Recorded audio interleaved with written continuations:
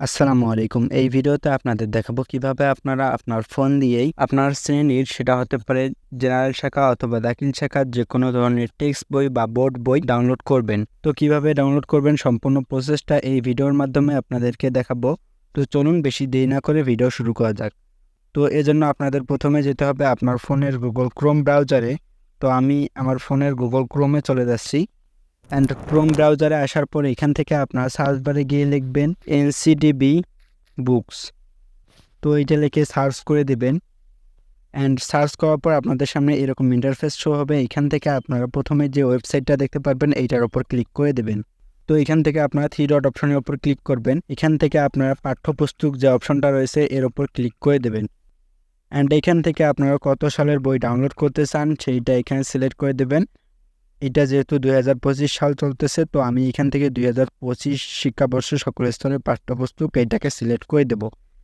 And এইটা select করার পর আপনাদের সামনে এরকম ইন্টারফেস শো হবে। এখান থেকে আপনারা কোন শ্রেণীর বই ডাউনলোড করতে চান, মাধ্যমিক স্তর অথবা উচ্চ মাধ্যমিক, আপনারা যেই শ্রেণীর বই ডাউনলোড করতে চান সেইটা এখানে সিলেক্ট করে দেবেন।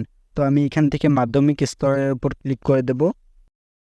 অ্যান্ড এইখানে দেখতে পাচ্ছেন মাধ্যমিক স্তরের যেগুলো শ্রেণী রয়েছে সব শ্রেণী কিন্তু এখানে দেখাচ্ছে। তো এখানে দাখিল স্তর রয়েছে, কারিগরি স্তর রয়েছে, মাধ্যমিক স্তর রয়েছে। তো আমি এখান থেকে দাখিল শাখার যে বইগুলো এইগুলো ডাউনলোড করে আপনাদেরকে দেখাবো।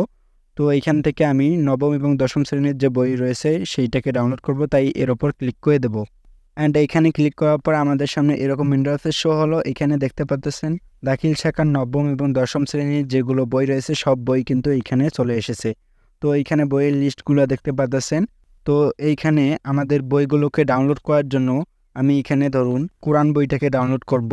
তো আমি কোরআন মাজিদ ও তাজবিদ এই বইটাকে ডাউনলোড করব, তাই এইখান থেকে ডাউনলোড লিঙ্ক যে অপশনটা রয়েছে এইখানের উপর ট্যাপ করে ধরে রাখবো। অ্যান্ড এইখানে ট্যাপ করে ধরে রাখার পর আমাদের সামনে এরকম অপশন আসবে। তো আমরা এইখান থেকে ওপেন ইন নিউ ট্যাব এর ওপর একটা ক্লিক করে দেব। অ্যান্ড এইটার উপর ক্লিক করার পর আমাদের কিন্তু এই বইয়ের নতুন একটা ট্যাব ওপেন হয়ে যাবে। তো আমি এখান থেকে আকাইদ ও ফিকহ এইটারও একটা ট্যাব ওপেন করে নিচ্ছি। অ্যান্ড নিউ ট্যাব নেওয়ার পর আমরা উপরে এই যে অপশনটা দেখতে পাচ্ছেন এই অপশনের উপর ক্লিক করে দেব। তারপর এখানে দেখতে পাচ্ছেন আমার কোরআন এবং ফিকাহ দুইটা বই, যেহেতু আমি এখান থেকে নতুন ট্যাব নিয়েছি তাই এইখানে দুইটা বইয়ের ট্যাব দেখাচ্ছে। তো আমি এখানে কোরআনের উপর ক্লিক করে দেব। অ্যান্ড এইখানে দেখতে পাচ্ছেন আমাদের যে বইটা রয়েছে এটা কিন্তু পিডিএফ আকারে এখানে দেখাচ্ছে। আমি চাইলে এখান থেকে এই বইগুলো পড়তে পারবো। অ্যান্ড আমি চাইলে এটাকে পিডিএফ আকারে আমার ফোনে ডাউনলোড করে নিতে পারবো।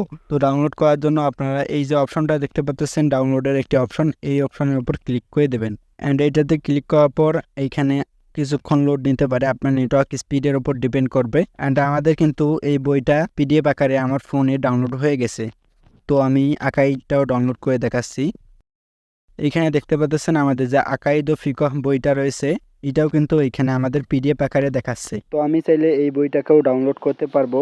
তো ডাউনলোড অপশনের উপর ক্লিক করলে কিন্তু আমাদের বইটা ডাউনলোড হওয়া শুরু হয়ে যাবে। তো এভাবে চাইলে আপনারা যে কোনো বই ডাউনলোড করতে পারেন এবং আপনার পড়াশোনার কাজে লাগাতে পারেন। তো ভিডিও ভালো লাগলে চ্যানেল সাবস্ক্রাইব করতে পারেন অ্যান্ড ভিডিওটাতে লাইক দিতে পারেন, কমেন্টে আপনার মতামত জানিয়ে দিতে পারেন।